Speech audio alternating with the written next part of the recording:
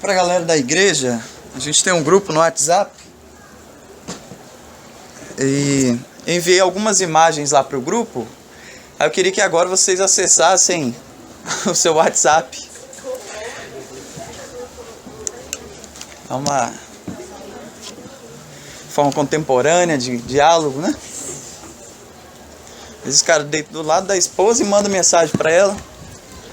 As pessoas estão nesse nível já de conversar pela internet, mas aí a gente vai recorrer a isso agora, porque o nosso data show não chegou ainda, só tem o lugar onde vai ser lançado, né? E aí eu vou pedir para quem for da igreja, que tiver acesso a essas imagens que estão no grupo, para se juntar com alguém que não esteja no grupo do WhatsApp, para que essa pessoa possa ver as imagens também e a gente vai avaliá-las juntos. Beleza? Pode clicar, ampliar. Eu sei que não é a mesma coisa que se tivesse projetado na parede, mas vai servir para a gente fazer uma observação rápida, né? Lembrando que nós estamos numa série de sermões sobre os 7 pecados capitais.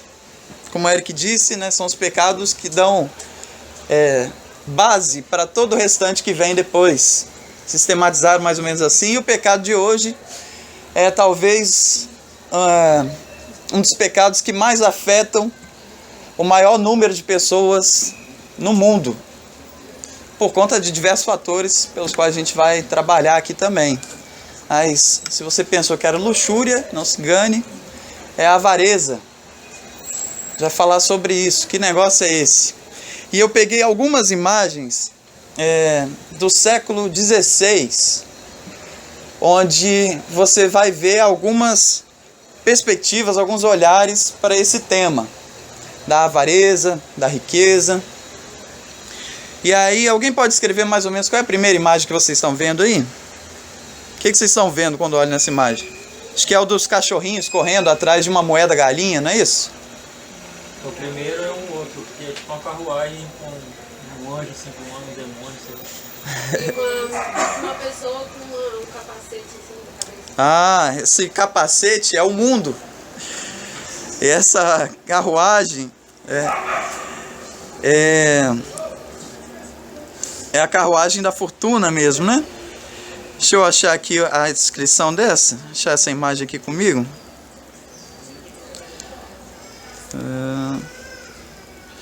Acho que é essa, o triunfo das riquezas. Não. A triste sina do rico, né? O carro da rainha moeda, não, também não é esse. Eu estou embolando aqui. É perseguindo o trabalhador. Deixa eu achar a minha imagem com vocês.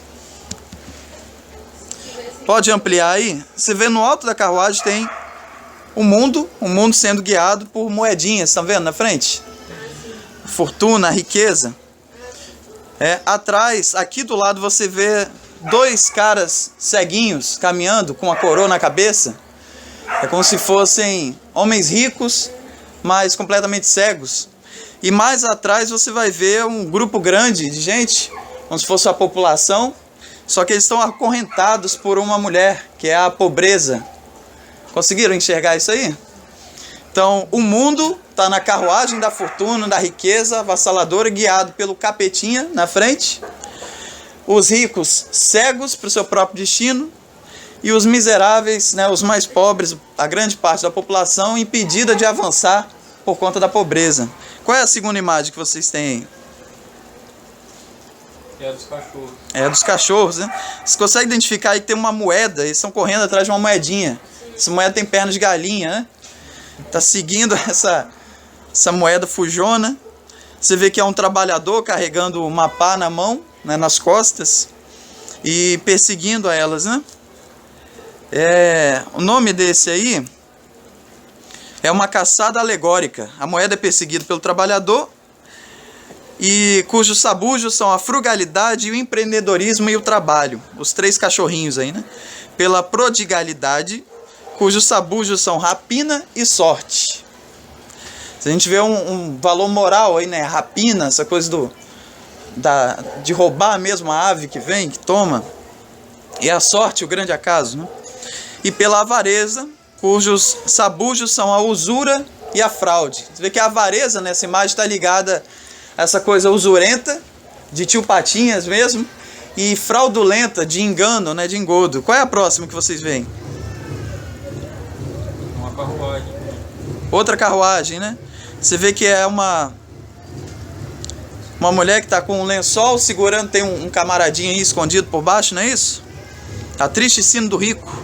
Essa mulher aí mais evidente é a rainha Pecúnia, que é a moeda. E ela é puxada por duas coisas, pelo perigo e pelo temor. Enquanto escondido aí embaixo da capa está o latrocínio. Sabe o que é latrocínio? Aonde está o latrocínio? Está escondidinho embaixo da capa dela aí. Estão vendo? Atrás dela vem a insensatez, a inveja e o furto. E a população inteira. Conseguiu identificar? Então o seu reinado se realiza, o reinado da moeda, se realiza sobre perigo e temor, sobre assassinato, e seguem a insensatez, o furto e a grande massa, a grande população. Tem outra? Temos outra imagem? Alguém fala para nós? Vocês estão conseguindo acompanhar? Não estão vendo? Beleza. Vocês estão conseguindo ver aí?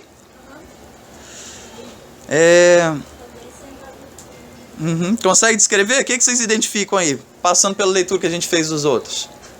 Onde é que está a riqueza aí?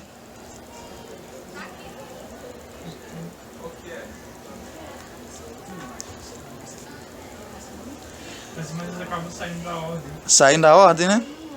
Na frente tem dois homens mais fortes carregando, uma mulher sentada soberana. Não, esse a gente já passou, né? É a carruagem maior, o cara com um chicote assim para cima, lançando sobre as costas de 2 cavalos, não é isso? O que vocês identificam aí? Aqui tem uma série de... Lembrando que os pecados capitais, eles dão base para outros. Por isso que sempre tem uma imagem mais evidente, né, no centro, que é a fortuna, a riqueza, e atrás você vê o que decorre disso aí. Por isso que nos outros a gente identificou insensatez, cegueira, furto. E nesse aqui a gente também tem outros personagens. Você vê uma mulherzinha mais atrás aqui com um negocinho na boca e saindo bolinha de sabão.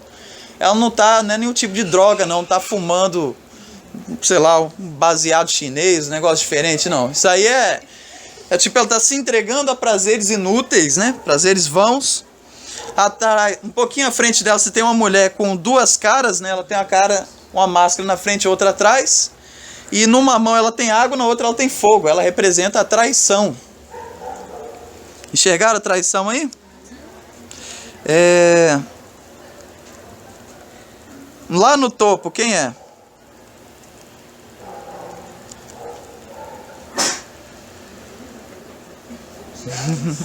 O diabo, né? Sempre é o capeta, né, do negócio. Então, é a riqueza também, né? Chicoteando as costas dos camaradinhos, tendo para frente. Passa para outra. Eu quero que vocês encontrem uma imagem onde tem uma mulher, um braço estendido e uma miniatura dela, no pé dela, sentada. Enxergaram essa? Essa aí é a riqueza, né? E a sua filha, a soberba. Você vê a ligação entre esses 2 pecados também no imaginário lá do século XVI. A riqueza ostentando bastante, né? Você vê que o funk e ostentação não é algo novo. Essa vibe aí já é uma coisa que está no mercado há bastante tempo. No pezinho dela, a soberba, né? Mulheres ricas já existiam lá. Val Machiori, aquela outra que vive chapada na cocaína. Então já é uma coisa bem antiga também. Passa adiante, a gente tem uma outra também, que você vai ver uma mulher com os seios à mostra, tentando seduzir o camarada. Ela traz um baúzinho cheio de riquezas, e o cara tá com a mão no livro, e meio que resistindo a ela, né? Em cima você vai ver a palavra honor, né? É honra. Você vê também, está atrelado a isso, a honradez de um homem, na resistência, na sua resistência à tentação e aos apelos da riqueza. Perceberam isso? Outra imagem também, que é chamada as duas mortes. Você vai ver um homem mais humilde, diante dele tem uma cruz, e um anjo está apontando para o céu. Enxergaram essas aí? Lá na sua direita você vê um outro homem fazendo seus cálculos, e por trás dele um anjo com cara de caveira, né? Um anjo da morte, com uma espada pronta para cebar o rapaz e levar ele, sabe lá Deus para onde. Lá no fundinho da imagem vocês vão enxergar também uma construção inacabada, não é isso? A grande metáfora dessa imagem é para quem que fica depois? O camaradinho vai morrer, os dois estão morrendo. Para um, o anjo está prometendo e mostrando para ele sabedoria e vida eterna e tudo mais, que é o cara mais piedoso, e para o outro, lá entretido nos seus cálculos, vai morrer e vai deixar para trás muita coisa. Beleza? Isso aí é para a gente ter uma... Vocês podem desligar os seus celulares, queimá-los ou lançá-los pela janela. Gostaram das imagens? Bonitinhas? Entendeu o imaginário, né, do século XVI em relação a isso, a avareza. De lá para cá, fica nítido que muita coisa mudou, né? Mas eu queria, no primeiro momento, fazer uma reflexão com vocês em relação ao que seria a avareza. Acho que as imagens aqui já dão algumas instruções para nós, já apontam alguns caminhos, né? Ver essa coisa da ostentação, do acúmulo, que no fim das contas é muito inútil, né? E tudo que você constrói, como é que você vai levar? Os faraós lá levavam para o túmulo, né? Achando que ia reencarnar e ficar com tudo de novo. Mas enfim, o que significa isso? E aí eu vou passar por vários textos bíblicos, fazendo uma avaliação distinta. Primeiro, no conceito geral do que é avareza, a proporção que isso tomou no mundo todo, como isso tem influenciado a própria vida da igreja, como que isso influencia a nossa vida individual, venha você de onde vier, e qual é a possibilidade que o Evangelho apresenta para nós de superação desse negócio. Tranquilo? Vou pedir o máximo possível de sua atenção, porque eu vou passar rapidamente por vários textos, a gente vai abrir um texto específico, vou falar vários e conceituando. Tranquilo? Tá claro? Então vamos lá. Primeiro, o que é avareza? Se a gente olhar em Romanos, capítulo 1, no versículo 29, ele diz o seguinte, estando cheios de toda iniquidade, fornicação, malícia, avareza, maldade, cheios de inveja, homicídio, contenda, engano e malignidade. Lá em Romanos, capítulo 1, o apóstolo Paulo apresenta que os seres humanos foram abandonados por conta da sua idolatria, as suas próprias paixões, e dentre essas está a avareza. Tanto a avareza resulta da entrega do homem aos desejos do seu próprio coração. A avareza representa o juízo de Deus chegado sobre nós. O homem deixado à sua própria sorte. Talvez uma grande utopia moderna, né, que a gente possa tomar os rumos da nossa existência. E isso se cumpriu. Parabéns, bem feito. Fizeram muita merda. Isso aí é o que vocês fazem estando sozinhos, né? Meio que Deus retira a mão e a humanidade passa a realizar exatamente aquilo que deseja. A avareza está dentre os pecados que surge a partir daí. Ou seja, a avareza é o desenvolvimento natural da condição humana caída. O ser humano abandonado à própria sorte será avarento. É isso que a Bíblia fala acerca desse ponto.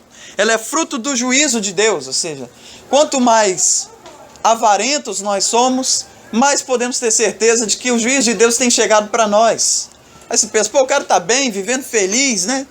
Curtindo aí suas grandes fazendas, sua mansão, em que a cozinha apareceu aquele médico cirurgião plástico lá, esquisito, Dr. Gray, sei lá. E o cara dizendo, essa é a minha cozinha, Eliana, ela custa 7 milhões. Aí ele ria, a Eliana ria também, todo mundo ria. Fala, coisa maravilhosa, tem uma cozinha de 7 milhões. Eu teria medo de fritar ovo numa cozinha de 7 milhões. O cara tem uma cozinha de 7 milhões, ou 1 milhão, que seja, né? 1 milhão está mais aproximado de nós, acredito. Mas o camarada tinha uma coisa daquela e ele ria, feliz. Ele dizia que o grande segredo dele é que ele dava o dízimo. Fica a dica aí, você vai dar o dízimo, vai ter uma cozinha de 1 milhão e quem sabe você vai poder fritar ovo de avestruz naquela cozinha de 1 milhão. Mas o que para ele parece ser uma coisa de muita felicidade, muita alegria, na perspectiva bíblica, é razão de desgraça. A grande desgraça que pode acontecer com o ser humano é ser abandonado à própria sorte. E aqui no texto de Romanos diz que Deus se retira e o ser humano fica à própria sorte. Um camarada que vocês devem conhecer, chamado Jesus Cristo, lá em Lucas, capítulo 6, versículo 24, diz assim: mas ai de vós, ricos, porque já tendes a vossa consolação. E na nossa perspectiva, essa consolação representa também a sua condenação. Para o rico, a riqueza dele é tudo que ele terá, e ponto final. A sua consolação, o seu consolo, é para nós, na nossa perspectiva, também a sua condenação. Representa tanto esse abandono temporário de Deus, que na história deixa o cara enriquecer até o talo, e ele acha que está sendo muito abençoado, mas está sendo condenado, quanto representa e anuncia a sua ira futura, porque ele vai vir passando o rodo. Se você não sabia disso, esteja ciente agora.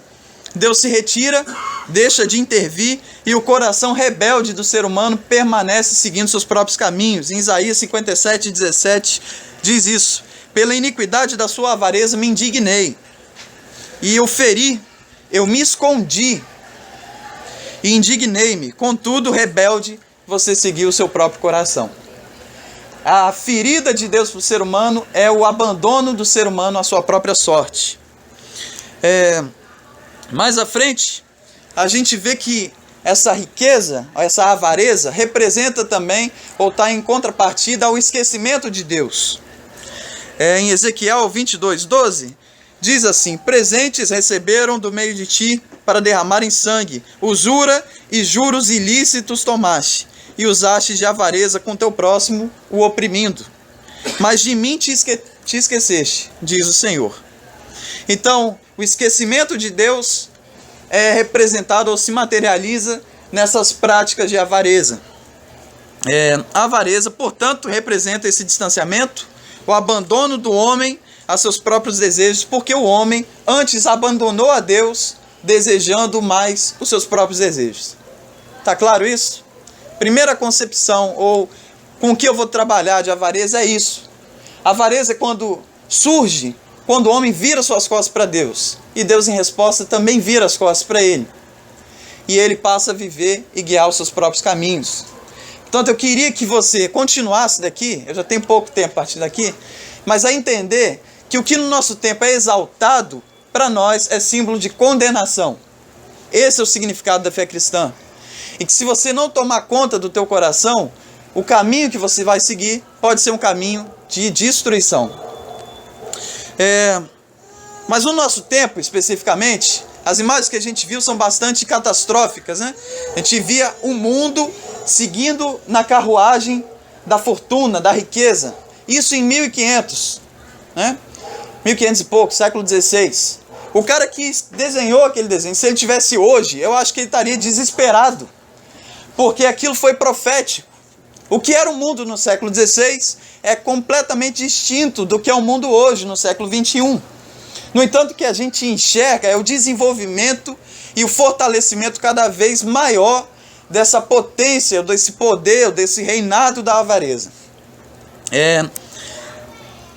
Para você ter uma ideia, eu vou partir de um princípio bíblico para a gente entender que o mundo não deveria estar onde está, e que a gente deveria pensar de um outro modo.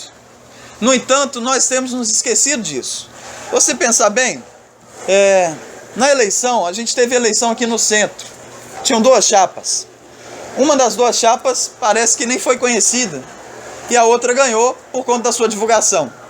Política se faz hoje a partir de divulgação também. O nosso critério para escolher alguém, para eleger, para nos representar, na maioria das vezes é o cara que tem maior capacidade de divulgar-se ou de comprar o teu voto. Não é isso que a gente encontra? Está aí o exemplo dos nossos governadores e os seus patrocinadores que não aparecem nos comerciais. Mas o que a gente coloca no lugar são essas pessoas. Se a gente vê em Êxodo, no capítulo 18, verso 21, Deus diz para Moisés o seguinte: escolhe dentre os homens do teu reino alguns homens que odeiam a avareza.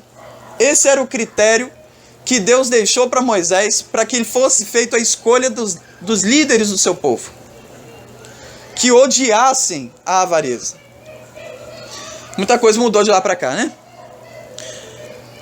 Em Provérbios 28:16, a gente tem que a ausência de entendimento das autoridades se materializa, toma forma na avareza e provoca grande opressão.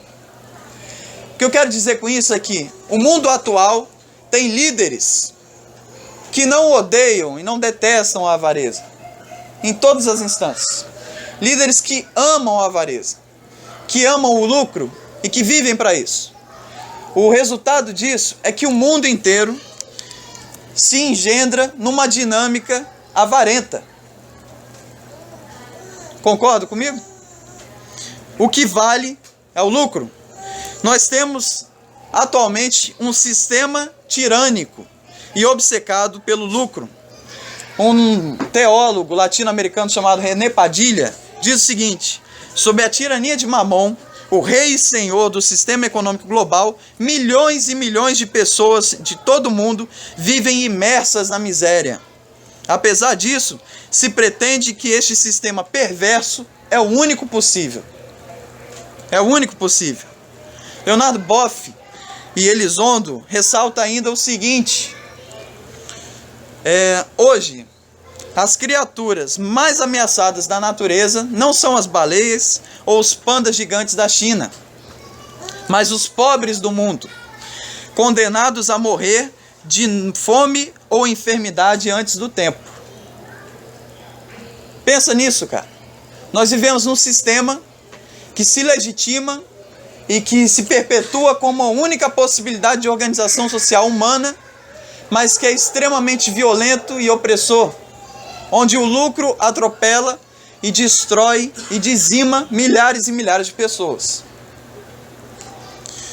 No entanto, a gente não percebe isso. Ontem o Bill mostrou para nós um tal de... Como é que é o nome que ele trouxe? Uma parada que você pode comprar um tênis caríssimo da China por apenas R$ 2,99. O troço é muito louco assim. Sabe lá quantos chineses escravizados praticam tem que construir esse tênis, né? Mas nós somos, por meio dessa dinâmica de proximidade global, a gente chega a perceber, ou fazer de conta, ou compreender, ou ter uma ilusão de que o mundo tem caminhado para uma solidariedade maior. É possível comprar de um chinês do outro lado do mundo, esse negócio vai chegar aqui em 40 dias. É possível o que aconteça lá chegue aqui para mim também. Então a gente parece que o mundo está aproximado, é uma grande comunidade humana. E daí um geógrafo brasileiro chamado Milton Santos diz para a gente o seguinte: o mercado avassalador, dito global, é apresentado como capaz de homogeneizar o planeta, quando na verdade as diferenças locais são aprofundadas. Há uma busca de uniformidade ao serviço dos atores hegemônicos, mas o mundo se torna cada vez menos unido, tornando mais distante o sonho de uma cidadania verdadeiramente universal. Enquanto isso, o culto ao consumo é estimulado. Nós temos informação do mundo todo, nós podemos consumir, comprar coisas do mundo inteiro. No entanto, isso não quer dizer que nós tenhamos maior possibilidade de solidariedade. Esse é o nosso mundo. A avareza está institucionalizada. Mas a gente poderia pensar que essa coisa aí do pecado, da institucionalização dessa desgraça, aí não tem nada a ver comigo, né? Porque afinal de contas eu sou hippie, não sou nem rico. Só que eu quero levar esse pensamento um pouquinho mais além. Quero demonstrar que essa estrutura tem gerado também a monetarização da nossa existência. A vida como um todo tem se tornado, tem seguido o caminho da avareza. Daí eu posso falar de uma avareza nossa de cada dia. Os sentidos e significados da nossa existência estão voltados para o que se chama avareza. lá em Lucas 12:15, Jesus diz o seguinte: acautelai-vos e guardai-vos da avareza. E ele diz por quê? Porque a vida de qualquer um não consiste na abundância dos seus bens. O que está sendo apresentado aqui é o risco de que a gente confie a nós mesmos absolutamente as riquezas, e que a vida pode se confundir com aquilo que a gente possui. Daí o risco da avareza, porquanto pode nos conduzir a chamar de vida aquilo que não é vida. A existência humana passa então a se resumir a ter. E ter não é vida. No entanto, hoje se consome para ser alguém. Essas duas coisas estão misturadas. Quem é você? Eu uso Nike. Quem é você? Eu ouço isso. Quem é você? Eu consumo aquilo. Isso sou eu, um consumidor. O que eu possuo me representa. Olha a minha casa, os meus quadros. Veja o que eu ponho à minha mesa.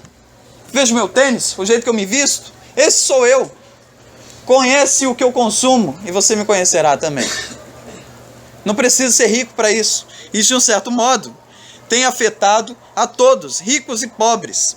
Daí, já em 1960 e pouco, um pensador chamado Jacques Ellul, no livro A Técnica e o Desafio do Século, diz o seguinte: seja na estrutura econômica e social, no mundo dos negócios ou na vida privada de cada um, nada mais se faz sem dinheiro, e tudo se faz pelo dinheiro. Todos os valores são reduzidos ao dinheiro, não por teóricos, mas na prática corrente, ao mesmo tempo em que a ocupação importante do homem parece ser ganhar esse dinheiro. Já é ênfase do trabalho, eu tenho que ganhar dinheiro. Deus se confunde com o trabalho nesse sentido, em que o êxito se torna uma bênção. Deus exprime a sua satisfação distribuindo dinheiro àqueles que trabalham bem. Não tem o homem necessidades? A gente já não come, já está tudo bem, e falta necessidade para nós? Então é preciso criar as necessidades. Não tem Polishop? Tem um monte de coisa que você compra, ou que sua mãe compra, usa uma vez, depois deixa aquela peste embaixo da pia, porque é uma desgraça para lavar aquilo depois, né? Então, coisa desse tipo. Aquilo é completamente inútil. No entanto, você precisa consumir. E precisa consumir por quê? Porque aquilo foi produzido. Alguém imaginou aquilo, produziu, e esse negócio tem que circular. E você vai ter que comprar. Então, é preciso criar essas coisas. Não é a estrutura psíquica e mental do homem, mas o escoamento dos produtos, sejam quais forem, que a invenção permite a economia produzir. Isso é o que importa. Então começa essa imensa trituração da alma humana, que vai desembocar na propaganda do Polishop, e que, reduzida à publicidade, vincula a felicidade ao sentido do ser, sentido da vida. Vincula essas coisas ao consumo. Vou ser feliz quando eu consumir.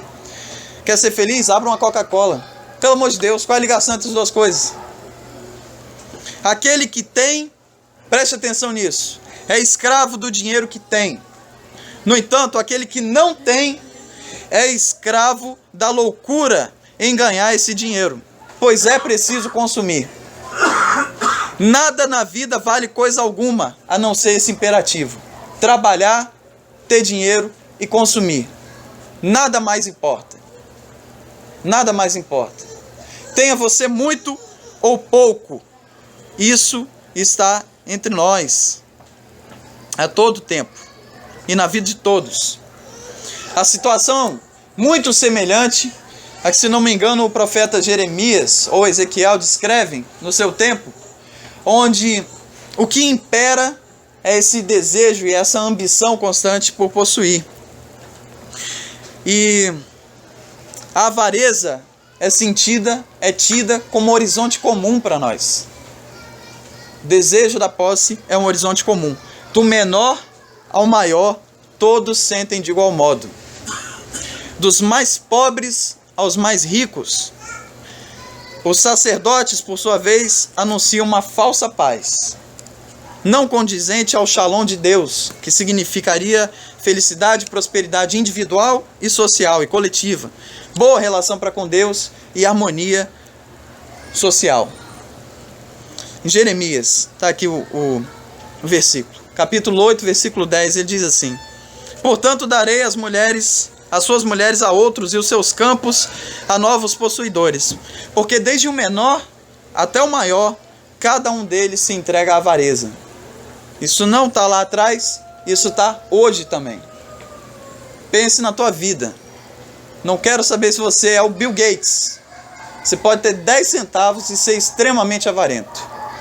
A sua ambição, a sua paixão, o seu desejo já está condicionado de antemão por isso. E nem por isso você é menos culpado por carregar isso dentro de si. O que está posto e aqui é o outro ponto que a gente chega, nesse contexto todo, os profetas ou os homens de Deus não tomam a postura que deveriam tomar. Porque a sua postura seria denunciar essa desgraceira toda no mundo e anunciar a verdadeira paz de Deus. No entanto, eles dizem: paz, paz, todos vocês tenham paz. Eles dizem para os pobres: não se preocupem, Deus vai mudar a situação de vocês. Vocês vão ficar ricos, em nome de Jesus. Fiquem assim. E arrebanham uma multidão de gente e usurpam o que é deles. Já nos falava disso o apóstolo Pedro.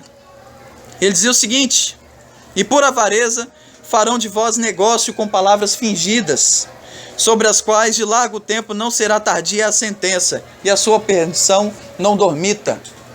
Esses caras que a gente vê na televisão, ou que a gente vê em grandes igrejas, anunciando outra paz, que não a paz de Deus, esses caras vão ser julgados a seu tempo. Mas nós também, se não nos tornarmos profetas da paz de Deus, e não dessa paz sem voz que esse mundo prega. E mais, queria que vocês entendessem o seguinte: a fé não se vende.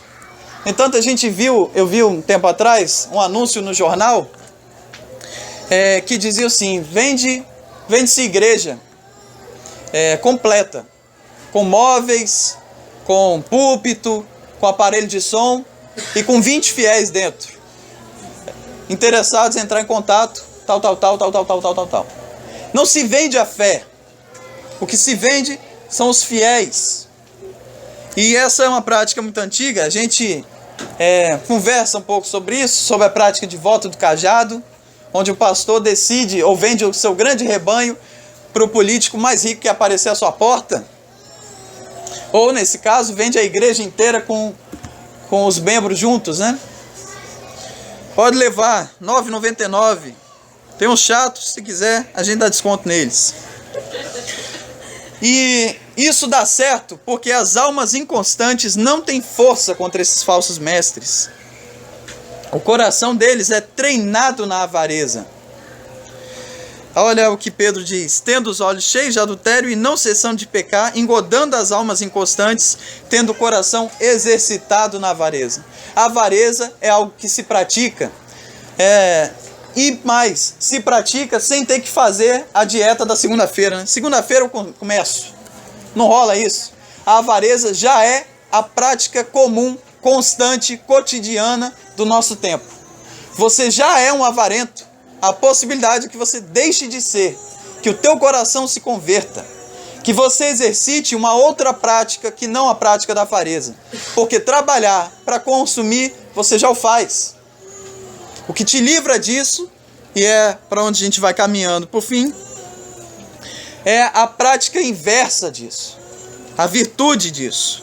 Jesus aponta para nós que é no coração que a gente deve modificar. Se a avareza pode ser praticável e pode ser desenvolvida, o seu inverso, a sua virtude também, pela graça de Deus. Por isso que o apóstolo Paulo diz o seguinte: santificai a Cristo no vosso coração. Santificai-o. E ele fala de nós, fala da avareza para nós, como sendo um membro a ser amputado. Isso está em você. Isso deve ser castrado, arrancado, retirado de ti. como quem mutila uma parte do corpo e joga fora. Isso é o que deve ser realizado. A sede da avareza, as ambições desmedidas, é o coração humano, a interioridade. Certo de que se possa dissimular a avareza, a gente tende às vezes a ter atitudes caritativas, autoproclamadoras e que são na maioria das vezes aclamados pelos nossos iguais. Os políticos, os religiosos e as ONGs conhecem bem essa prática. Veja como nós somos caridosos com os pobres, atendemos a eles, olha o que nós estamos fazendo, toca trombeta, tira foto, bate selfie, joga no Facebook, quando na verdade o coração permanece avarento. O apóstolo Paulo, temendo isso, lá em 2 Coríntios, fala para eles, olha, eu recomendei essa igreja porque vocês juntaram suas posses e resolveram enviar para os irmãos que estavam passando por necessidade. Agora eu estou enviando para vocês o seguinte, que não mude o coração de vocês, nem que vocês façam por constrangimento, porque eu estou enviando gente aí para pegar a coleta. E se eles chegarem aí e verem que vocês não separaram dinheiro, isso vai fazer eu ficar com um carão aqui. Mas eu não quero que vocês doem simplesmente para não ficar com carão, para se passarem por caridosos, mas que façam isso com alegria, porque é esse Deus ama. A parada não é a tua imagem, não é se vestir de pobre, rasgar a roupa e sair pela rua comendo lixo. Não é esse o oposto. A parada é esse coração transformado que diz não para esse mundo e que se mutila e que entende que santificar a Cristo ou entrar na presença de Deus implica que a gente retire as sandálias dos nossos pés. Retire as sandálias dos nossos pés. Esse mundo que eu vim descrevendo até agora é o mundo que você habita. Você não está além, acima desse mundo. As suas sandálias estão cheias da poeira, da avareza desse tempo. É para aí que você caminha. Não duvide disso. Há muito disso na sua interioridade. Há muito disso em você. Há muito disso em você.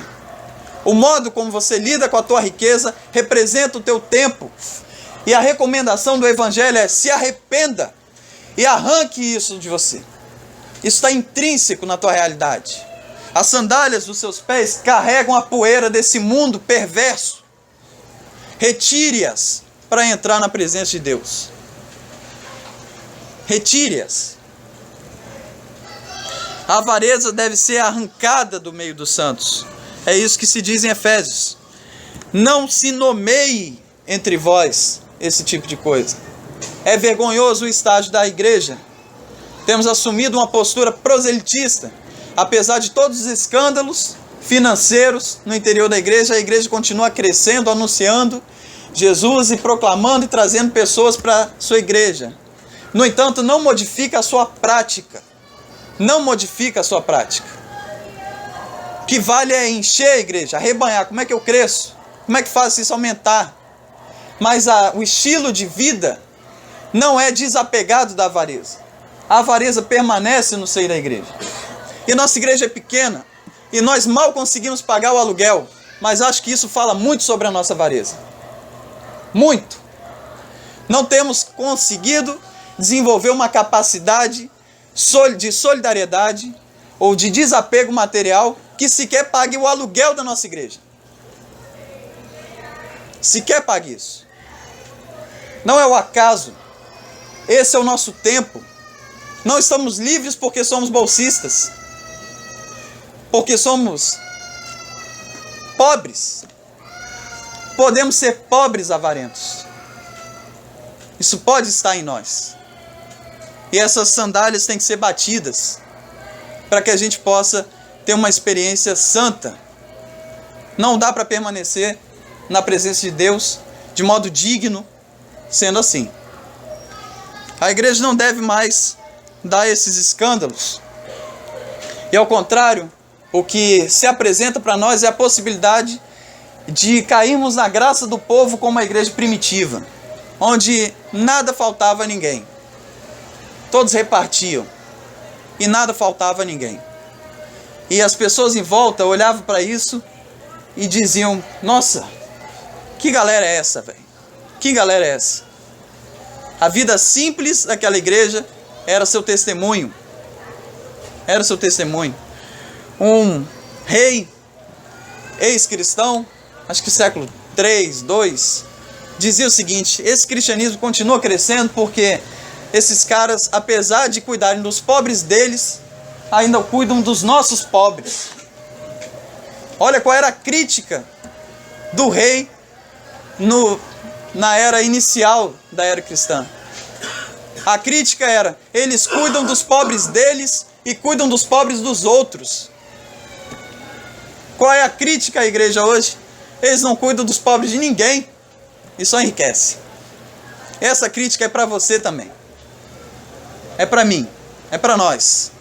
Se nós não mutilarmos o que do capitalismo, do neoliberalismo existe em nós, nós seremos exercitados nisso e seremos tão avarentos quanto o Edir Macedo, o Malafaia ou, sei lá, qualquer outro que você quiser condenar para se sentir mais à vontade e mais tranquilo com a sua consciência. Que esses caras são corruptos e não fazem o que deveriam fazer é óbvio. Mas que você realize o que tem que fazer, isso é o que se faz necessário. E meu desejo sincero é que nós, como igreja, e não só individualmente, ouçamos isso. E nós testemunhemos de um novo modo o evangelho nessa sociedade e nesse tempo. Que implica em solidariedade, em exercício da contribuição. Se você duvida de que os líderes dessa igreja são honestos, os fiscalize, mas não use isso como desculpa para que você não contribua. Se o mundo é corrupto e está cada um por si, seguindo seus caminhos, e você pode condená-los, fique à vontade. Só que isso não exime a sua responsabilidade de ser menos avarento, de exercitar o seu bolso, de exercitar a prática da oferta, de entregar-se, de meter a mão no seu bolso e decidir: isso aqui não vai para o McDonald's ou para o cara que escraviza os chineses fazendo tênis da Nike. Eu digo não para o consumo. Eu digo não para essa roda que gira, passando por cima de milhões e milhões de pessoas e as matando. E se nós conseguirmos, no mínimo, pagar o aluguel dessa igreja, irmos além disso, alimentarmos outros pobres de Vitória, irmos além disso, alimentarmos e nutrirmos outros pobres do estado inteiro, e conseguimos ir alastrando isso para outros estados, e conseguimos ainda pensar outras práticas diferentes ou alternativas ao capitalismo, ao neoliberalismo, se nós conseguirmos morrer por não aceitarmos esse sistema e essa carruagem destruidora que passa por cima de pessoas, aí sim eu acredito que nós estaremos livres da avareza. Se é difícil enfiar a mão no bolso e dar 5 centavos aqui, meu irmão, eu te digo, você jamais vai ter coragem de se opor a esse sistema desgraçado que eu descrevi durante meia hora aqui para você. E você, sinto lhe dizer, é um grande avarento. É um grande avarento. Se nem tirar do nosso bolso a gente consegue, quanto mais nos opormos a essa estrutura diabólica que tem imperado e dominado a mentalidade dos seres humanos. Finaliza assim. E queria que você ficasse realmente sacudido, realmente sentido. Não é ser hippie, é ser solidário, é ser comunitário, é ser profético também, é exercitar-se na virtude, ao invés de se exercitar nessa dinâmica que já está posta aí para nós. Mete a mão no bolso, vai que vai ficando natural isso. Vai rejeitando esse sistema, mutilando ele de você. Vai que vai ficando natural o seu testemunho. Até que você morra. Amém.